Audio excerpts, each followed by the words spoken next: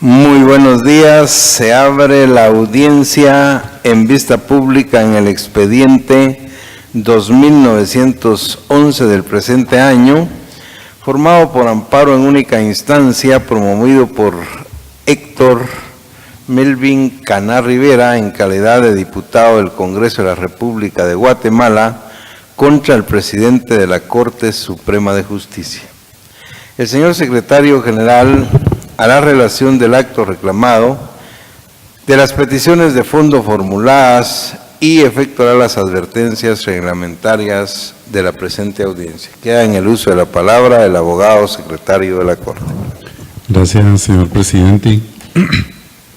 En este caso se señala como acto reclamado la resolución de fecha 24 de mayo de 2017, dictada dentro de las diligencias de antejuicio identificadas con el número 145/2017 de la Corte Suprema de Justicia, por la cual el presidente de ese órgano jurisdiccional resolvió, por recibido el expediente de antejuicio que antecede promovido en contra del señor Héctor Melvin Caná Rivera, diputado al Congreso de la República de Guatemala, en virtud que el hecho denunciado fue cometido en flagrancia, de conformidad con el artículo 6 de la ley en materia de antejuicio, corresponde a un órgano jurisdiccional con competencia en materia penal conocer del presente asunto. En consecuencia, remítase al Centro de Servicios Auxiliares de la Administración de Justicia Penal para la distribución respectiva. Con base en los argumentos de hecho y de derecho que quedaron consignados en el escrito inicial de la acción, quien la promueve solicita que, al momento de dictar sentencia, se otorgue la acción constitucional de amparo interpuesta en contra del presidente de la Corte Suprema de Justicia, doctor Nerio Osvaldo Medina Méndez, dentro del expediente de antejuicio 145/2017 de la Corte Suprema de Justicia, por dictar la resolución que constituye el acto reclamado, y como consecuencia se deje en suspenso definitivo ese acto consistente en la resolución de fecha 24 de mayo de 2017, dictada dentro de las diligencias de antejuicio ya mencionadas. En observancia del artículo 42 de la Ley de Amparo, Exhibición Personal y de Constitucionalidad, se ordena a la autoridad impugnada que dicte nueva resolución en cumplimiento y en respeto de su derecho de defensa, debido proceso y tutela judicial efectiva en aplicación directa de las leyes y normativa que se aplica expresamente al caso en concreto. Y se ordene a la autoridad impugnada emitir nuevo pronunciamiento que respete sus derechos y garantías constitucionales vulnerados. De conformidad con lo que establece el artículo 67 del Acuerdo 1-2013 de esta Corte, la parte compareciente, en el momento en que haga uso de la palabra, deberá dirigirse directamente al tribunal, expresar sus alegaciones en forma oral de conformidad con el objeto de la vista pública previsto en el artículo 61 del acuerdo citado, y no dar lectura a ningún documento salvo que para ello cuente con autorización previa del señor presidente. Deberá concretarse al asunto planteado, ser breve, conciso y preciso en su exposición. Para la exposición de alegaciones, la parte interviniente cuenta con un tiempo máximo de 15 minutos. Es todo, señor presidente. Muchas gracias, abogado secretario. En tal virtud pueden hacer uso de la palabra en la presente audiencia el solicitante del amparo y requirente de la vista pública, Héctor Melvin Caná Rivera, en calidad de diputado al Congreso de la República de Guatemala, quien actúa con el auxilio del abogado Luis Antonio Lampadía, quien queda en el uso de la palabra. Muchas gracias, señor presidente. Y buenos días, señores magistrados. Quisiera solo solicitar su autorización, señor presidente, para hacer uso de un teléfono celular para efecto de utilizar la ley de antejuicio, que la traigo en forma digital en mi aparato electrónico. Al lugar puede hacerlo, abogado. Muy bien. Señores magistrados, quisiera hacer el uso de la palabra, primero indicándoles de que el día 21 de mayo de 2007, el diputado Caná Rivera estaba arribando al Aeropuerto Internacional La Aurora con procedencia de Taiwán.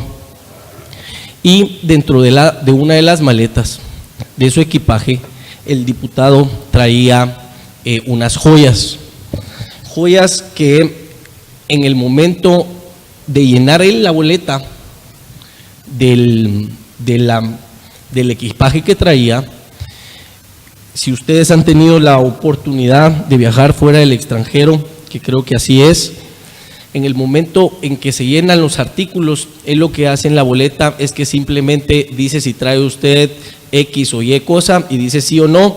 Él lo que hace es que hace una línea en esa boleta, ¿sí?, en virtud de que no tenía él expresamente conocimiento de cómo llenar la boleta para efecto de esa declaración. El personal de aduana de la Superintendencia de Administración Tributaria, en el momento en que chequean el equipaje, pues las joyas venían a la vista del equipaje, saca las joyas y le dice de que por qué él no declaró las joyas en la boleta. En ese momento el diputado le explica al personal de la Superintendencia de Administración Tributaria que no sabía exactamente cómo llenar esa boleta y en qué parte declararla, y por eso había hecho una línea transversal en todo ese apartado.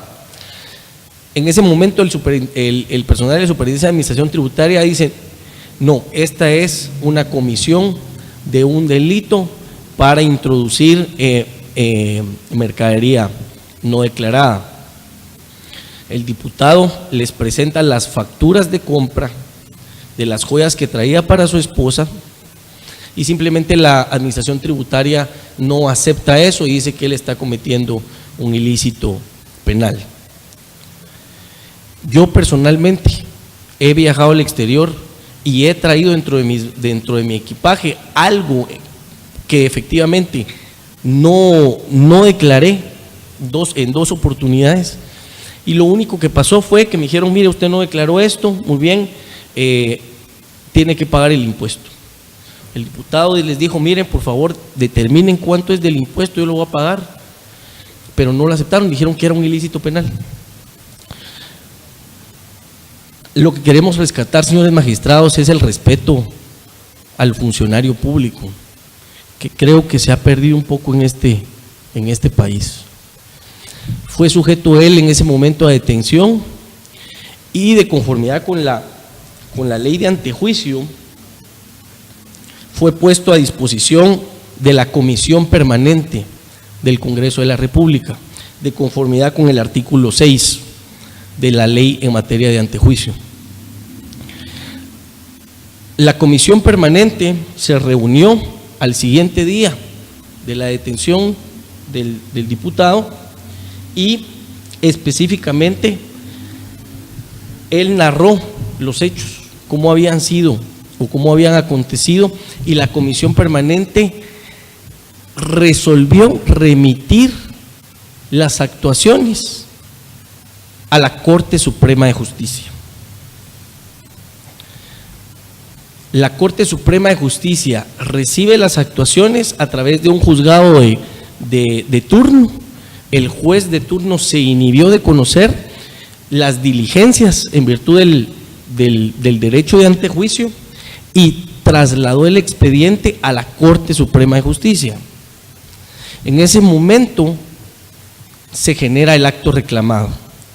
El presidente de la Corte Suprema de Justicia exclusivamente dice: en virtud de ser un hecho cometido en flagrancia, remítanse las actuaciones a un juzgado penal.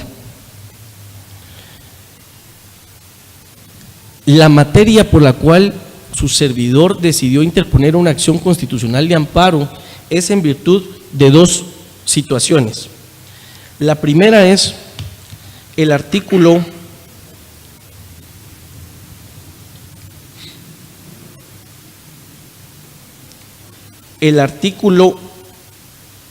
12 de la ley en materia de antejuicio.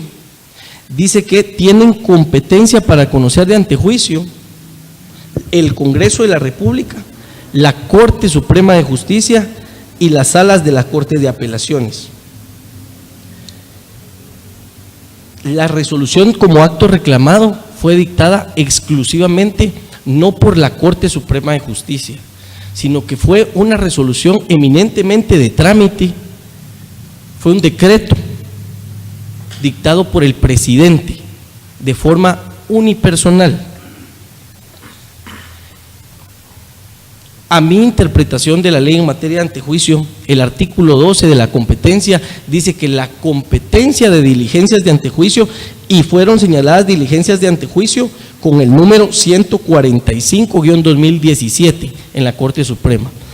El artículo 12 dice que la competencia es de la Corte Suprema de Justicia, no del presidente de la Corte Suprema de Justicia. Y el artículo 214 constitucional dice que la Corte Suprema de Justicia se integra con 13 magistrados, de los cuales, por supuesto, uno es el presidente de la Corte.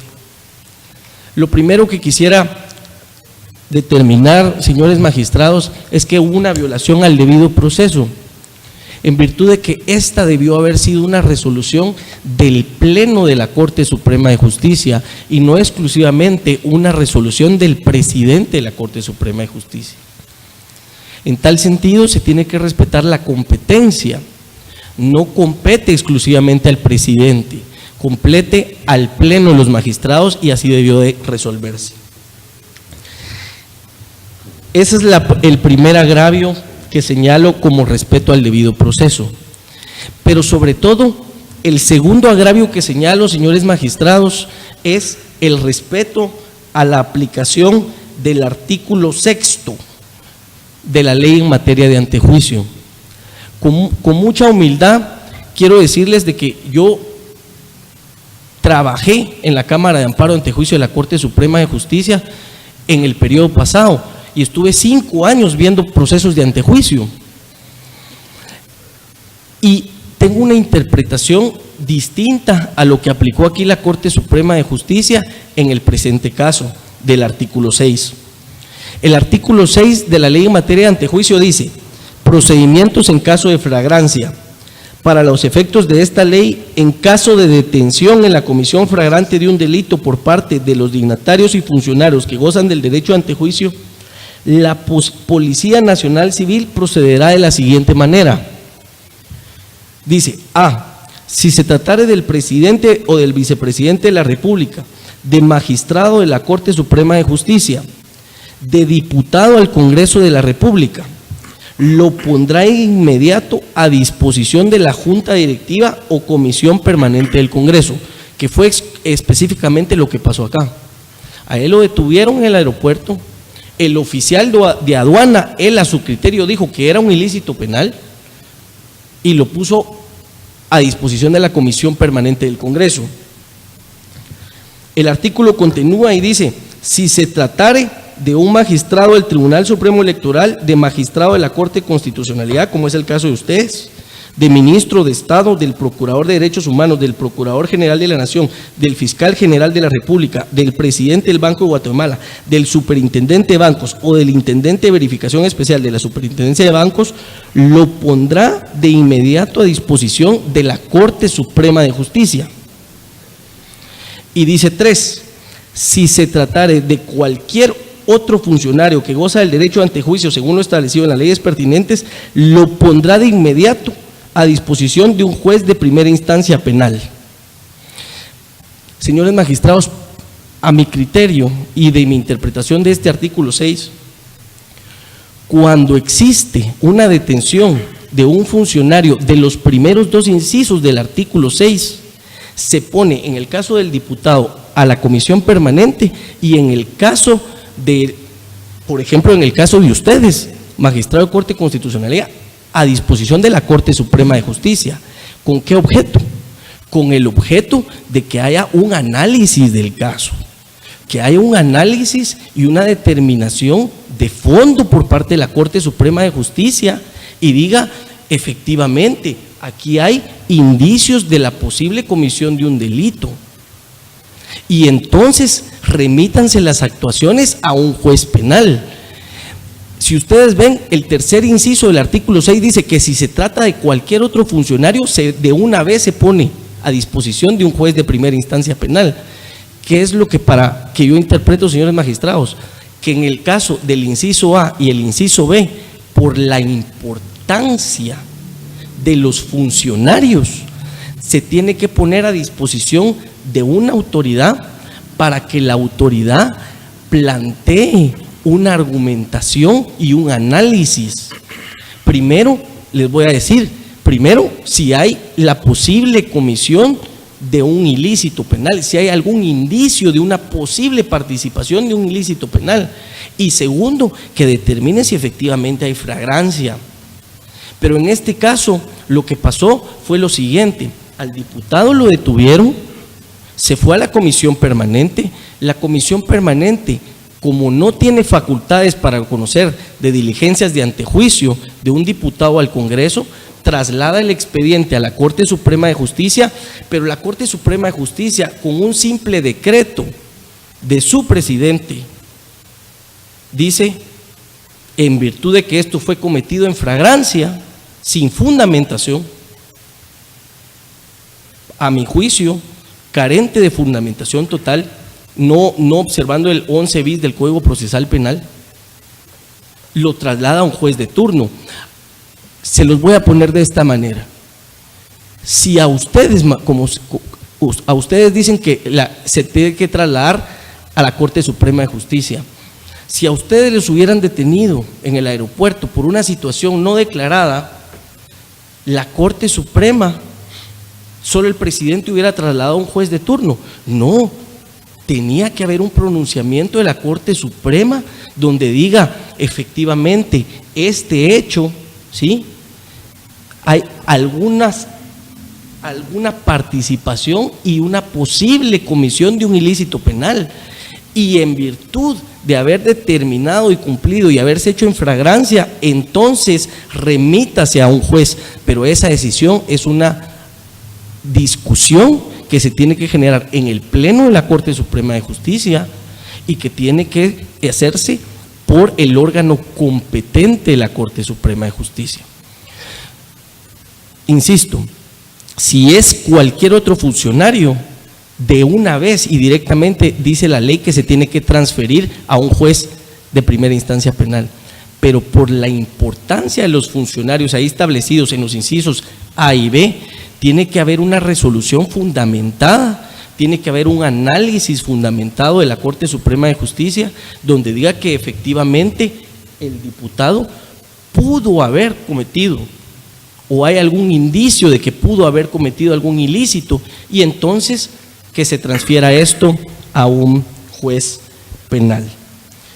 Esa es básicamente el planteamiento y la argumentación de este amparo, el cual pues solicité esta vista pública para que no fuera exclusivamente un expediente en papel y que ustedes realmente pudieran analizar esta situación, porque si ustedes dicen que no y que la Corte Suprema de Justicia no tiene que pronunciarse en el Pleno, eso significa que cualquier funcionario que sea detenido y que imagínense que quede en las manos del personal de aduana o de un oficial de la Policía Nacional Civil el determinar que sí hay o no hay una posible comisión de un delito.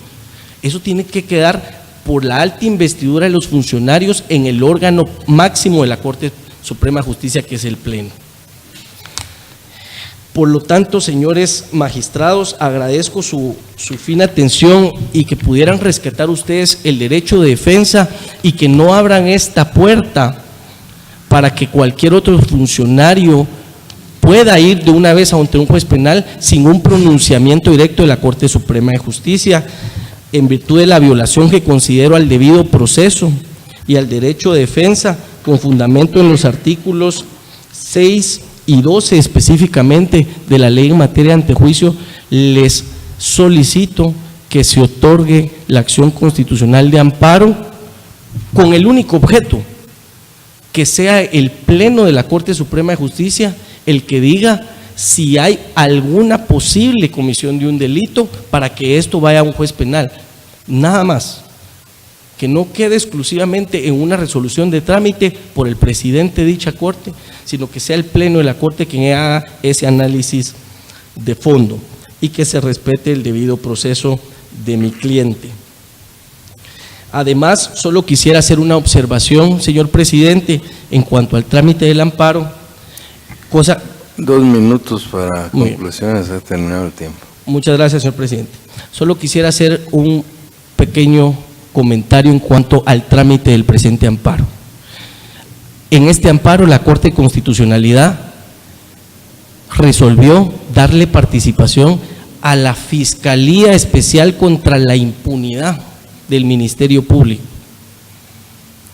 cosa que a criterio de su servidor era totalmente improcedente.